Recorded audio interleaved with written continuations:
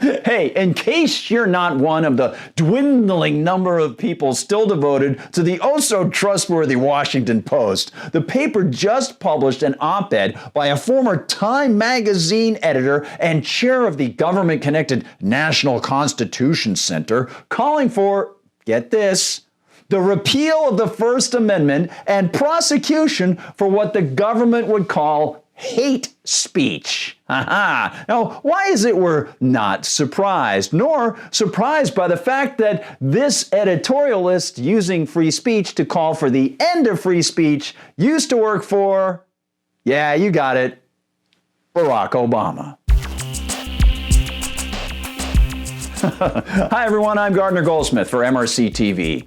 It was a pleasure to burn.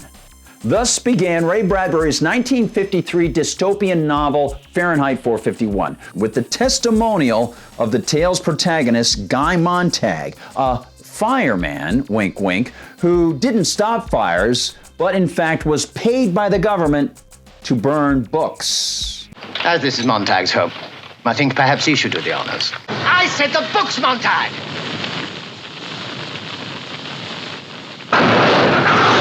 And the perversity of that concept horrified generations of people. But evidently, not everyone found it repulsive. Take the editorial department of the comically leftist Washington Post and the author of an op-ed that the Post saw fit to print.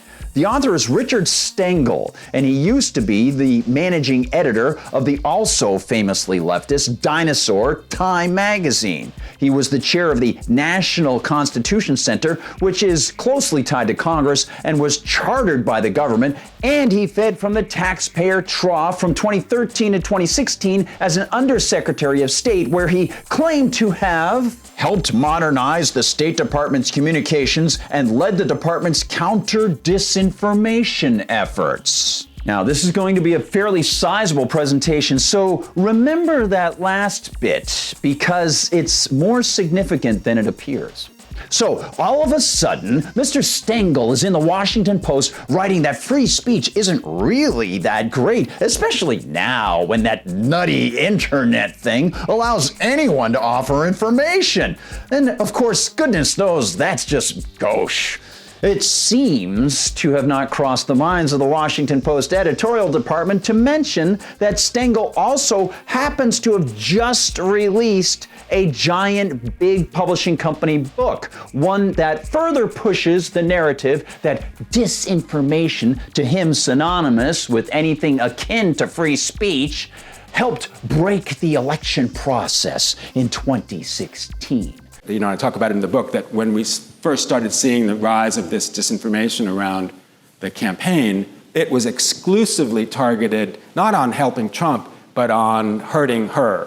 And that stayed consistent through the whole thing. It was only after a few months that they started trying to help Trump. So she was onto it, and that's, you know, part of the irony and tragedy of the whole thing. Now, the bulk of Stengel's argument is that the time for free speech is over, and we savages just can't have it, as if it's conferred onto us by some king. He seems to see great wisdom, in fact, and moves by authoritarian governments like Germany's and an unnamed Arab nation, presumably the lovely bastion of women's rights and gay rights called Saudi Arabia, to curb what they term hate speech. Yes, the First Amendment protects the thought that we hate, but it should not protect hateful speech that can cause violence by one group against another. In an age when everyone has a megaphone, that seems like a design flaw, which is, of course, astoundingly ignorant of the First Amendment and is not only toweringly elitist, but it also promotes what liberty-minded people have warned would happen if folks didn't stand up against this rhetorical attack term, hate speech. So, let's clear up a few problems for Mr. Stengel. Mr. Stengel, the First Amendment doesn't protect mere thought.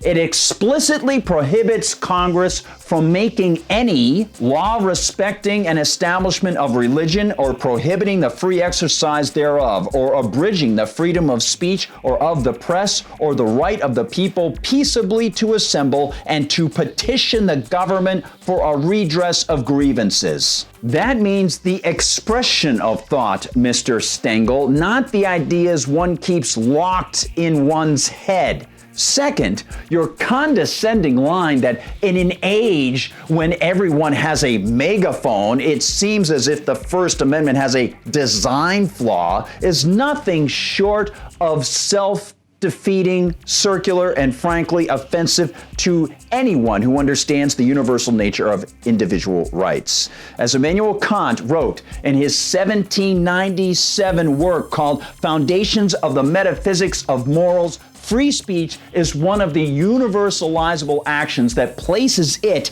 in the category of fundamental human rights. By speaking, one does not aggressively take away another person's right to speak. One doesn't rip out somebody else's tongue or jail him for his words. It also means that others can read or hear what they want to read or hear. So, as John Stuart Mill said in his work on liberty, freedom to speak is also the liberty to listen, to be able to hear ideas, debate, and glean concepts that perhaps agents of the state, people like you, Mr. Stengel, don't like. And of course, to distinguish for ourselves what is true. Luckily, free markets punish intellectual fraud because people are free to move elsewhere, which is precisely what happened with Time Magazine and the Washington Post and many other leftist media dinosaurs. Because we, free people, have alternatives, we've sought them out, and we are dropping those bias rags. Also, let's dispense with this sick notion that hateful speech, whatever that is, can cause violence by one group against another. Speech doesn't cause some kind of autonomic turn to violence as if human beings are voice-activated robots. People choose to be violent, and the inspirations for their violent actions are as numerous as the acts themselves. To claim that mere sound or words can somehow take over another human mind and make that mind move the limbs to injure another person is absolutely absurd. And yet it is one of the fraudulent foundations of postmodernist collectivism, going back to the roots of it in Rousseau's Blaming Society. You see, Rousseau blamed society for the fact that he fathered 5 children and sent them all to the state-run foundlings' home. It is also the kind of vacuous nonsense found in Justice Oliver Wendell Holmes' 1919 Supreme Court ruling in the case called Schenck versus U.S. And that is the one in which he tried to justify curtailment of free speech during wartime because he said it could put people at risk. And it was as if, he said, someone were yelling fire in a crowded theater, something that the government should control. Well, Mr. Holmes didn't seem to realize that movie theaters and many live theaters were actually owned privately. So, if an owner wanted to show, say, the Rocky Horror Picture Show, well, people would be allowed to shout, to dance, to throw rice, and even use squirt guns if the owner decided to have that. Likewise, if the owner wanted silence, he could put that in as a condition of entry for different movies. The key is private property. And as natural rights theorists like Thomas Paine and Lysander Spooner have correctly noted, every person has a property in himself and what he rightfully, peacefully acquires. And by its nature, the state is always oppositional to your natural rights. It is the force that attacks them all the time. Which brings us, yes indeed, to Mr. Stengel's key time with Barack Obama. What I mentioned, to watch for the end. You see, his final year, 2016, with the Obama State Department, saw him working feverishly to pass what was called the Portman-Murphy Countering Foreign Propaganda Act, a bill that wound through D.C. in the summer and fall of 16 and saw Obama calling for his famous truthiness test for online posts, and also saw the Washington Post publish an absurd list from a shadowy organization called Prop or Not that claimed for real that RonPaul.com was a Russian propaganda site, obviously presaging what we just heard Hillary Clinton claim about Tulsi Gabbard, that she was a Russian asset. It's outrageous. It's outrageous. This is the type of thing that came through to help push, at this time, this bill, which it passed in 2016 and offered 150 million tax dollars to pop media outlets that turned out the government line. And of course, they were counting on Hillary Clinton being elected.